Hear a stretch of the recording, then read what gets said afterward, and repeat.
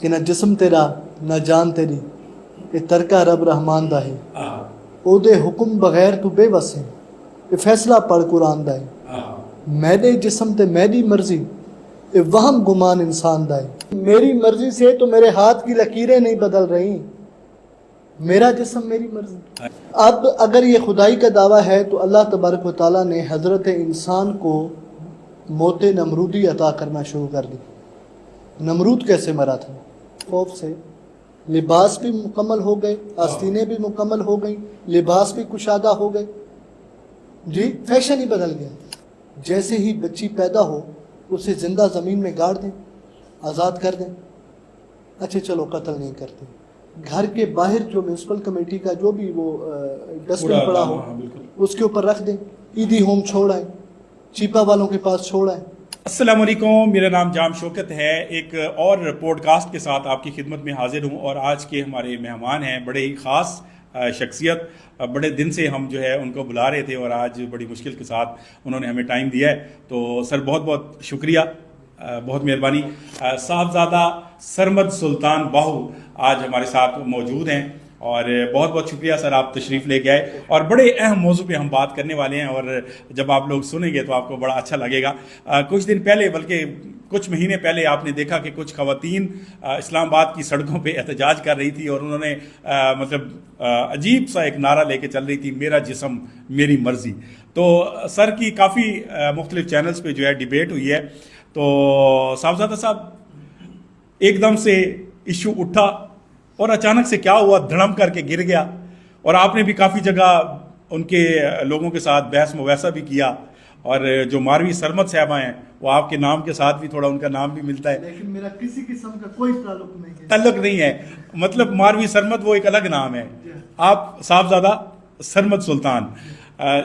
کیوں ایشو بیٹھ گیا، وہ ایک دم سے اٹھایا، پھر احتجاج ہوگا، ہم نہیں ہٹیں گے، ہم نہیں چھوڑیں گے، میرا جسم میری مرضی، اور ہر صورت میں ہمارا یہ جو ہے نعرہ رہے گا، تو ایسا کیا ہوا کہ خاموشی چھا گئی؟ بسم اللہ الرحمن الرحیم، الصلاۃ والسلام علیکم سیدی یا رسول اللہ۔ شکر بھائی، بہت شکریہ۔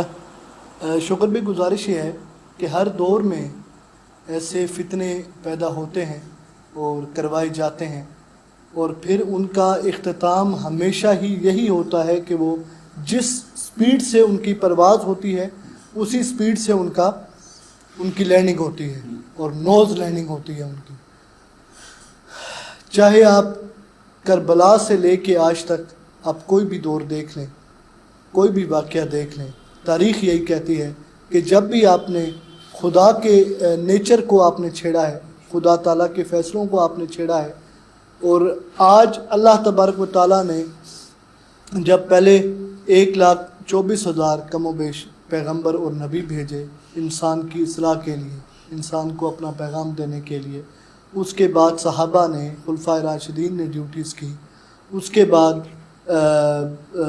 تابعین آئے، تابعین آئے، پھر ولی آئے، غوث آئے، کتب آئے، ابدال آئے، شیخ آئے، کلندر آئے، فقیر آئے، سلطان الفقراء آئے۔ انہوں نے اپنے اللہ کا جو ایک میسج ہے وہ لوگوں تک پہنچانا شروع کیا۔ اس موقع پر آپ کے علاقے کے قریب ایک علاقہ ہے شجاع آباد، تو شاکر شجاع آبادی صاحب کا ایک اس موضوع پہ ایک بڑا خوبصورت کلام ہے، اور میں ڈائی ہارڈ فین ہوا تھا ان کا، یہ پڑھ کے سن کے۔ وہ کہتے ہیں کہ نہ جسم تیرا نہ جان تیری کہ ترکا رب رحمان دا ہے او دے حکم بغیر تو بے وس ہے کہ فیصلہ پڑھ قرآن دا ہے میرے جسم تے میری مرضی اے وہم گمان انسان دا ہے تیری روح شاکر مالک دی تیرا ڈھانچہ قبرستان دا ہے۔ حضرت انسان کی سب سے زیادہ جو ایک غلط سوچ ہے وہ یہ ہے کہ جو چیز میری دسترس میں ہے، میری مٹھی میں ہے، میری چنگل میں ہے، میری قید میں ہے، میں اس چیز کا خدا ہوں۔ اس ٹائم سرمد کی مٹھی میں یہ ہاتھ کی لکیریں ہیں، روزانہ میری مرضی کے بغیر نہیں بدلتی، یہ میری اوقات ہے۔ میری مرضی سے تو میرے ہاتھ کی لکیریں نہیں بدل رہی، میرا جسم میری مرضی۔ صرف لکیروں کی بات کر لو یار۔ سب سے پہلے جب یہ فتنہ کھڑا ہوا اور انہوں نے سلوگنز اٹھائے، انہوں نے کہا کہ ہم سلیو لیس پہنیں گی، مرد کون ہوتا ہے ہمیں انسٹرکشنز دینے والا، کہ مکمل لباس پہنو اور کھلا لباس پہنو، ہم پتہ نہیں پینٹ پہنیں گی تو ہم جینس پہنیں گی. تو اللہ کے نمائندے یا اللہ کا پیغام دینے والے جو چاہے وہ علماء کی شکل میں ہوں، وہ اولیاء کی شکل میں ہوں، وہ کوئی بھی ہو، انہوں نے سمجھانے کی کوشش کی لیکن نہیں سمجھے.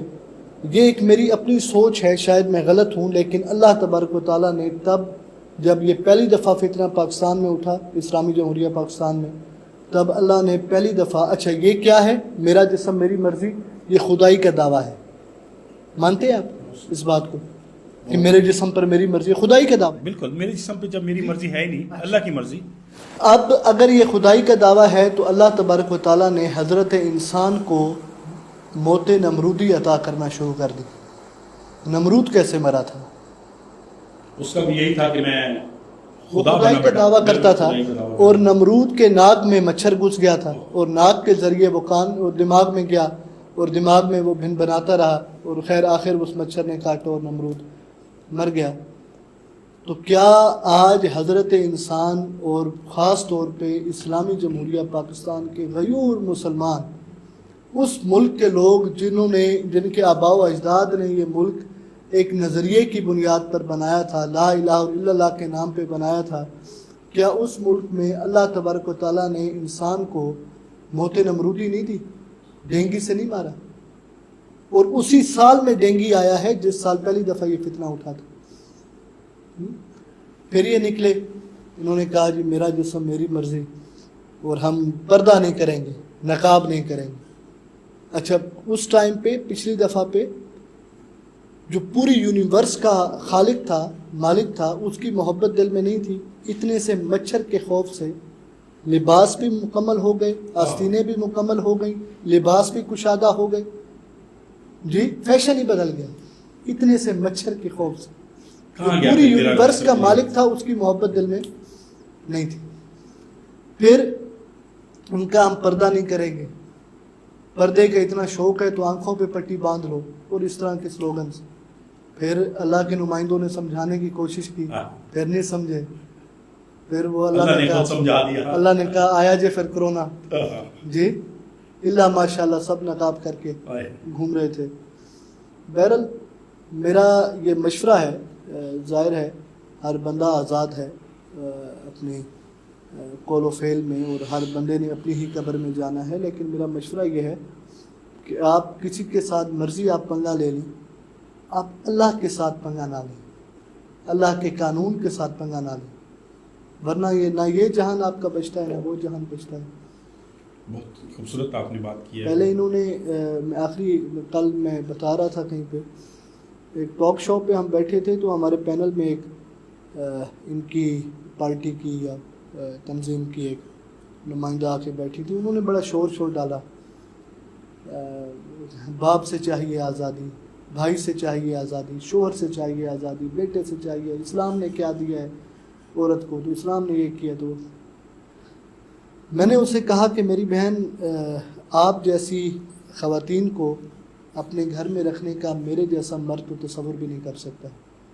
ظاہر ہے میں اس حق میں ہوں کہ آپ جیسی خواتین کو فی الفور آزاد کیا جائے، اور ہر عورت کو، ہر لڑکی کو آزاد کیا جائے. مجھے آپ یہ مشورہ عنایت فرمائیں کہ ہم لڑکیوں کو، عورت ذات کو ہم کب آزاد کریں؟ جیسے ہی بچی پیدا ہو اسے زندہ زمین میں گاڑ دیں، آزاد کر دیں. اچھا چلو قتل نہیں کرتے، گھر کے باہر جو میونسپل کمیٹی کا جو بھی وہ ڈسٹ بن پڑا ہو اس کے اوپر رکھ دیں، عیدی ہوم چھوڑ آئیں، چیپا والوں کے پاس چھوڑ آئیں، آزاد کر دیں. کہتے ہیں نہیں. میں کہ چلو جب وہ مدر فیڈنگ سے نکل آئے تب اسے آزاد کر دیں. کہتی ہے نہیں. میں کہ 5 سال کی عمر میں آزاد کر دیں. کہتی ہے نہیں. میں کہ 10 سال کی عمر میں آزاد کر دیں. کہتی ہے نہیں. میں پھر سیدھا کہو جب بغیرتی کے قابل ہو جائے، جب بغیرت بن جائے.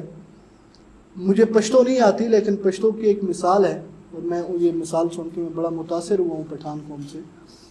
وہ کہتا ہے کہ غریب تو تجھے اللہ نے پیدا کیا ہے، بغیرت کس نے بنایا ہے؟ تو اسلام امن کا درس دیتا ہے لیکن اسلام بغیرتی کا درس نہیں دیتا.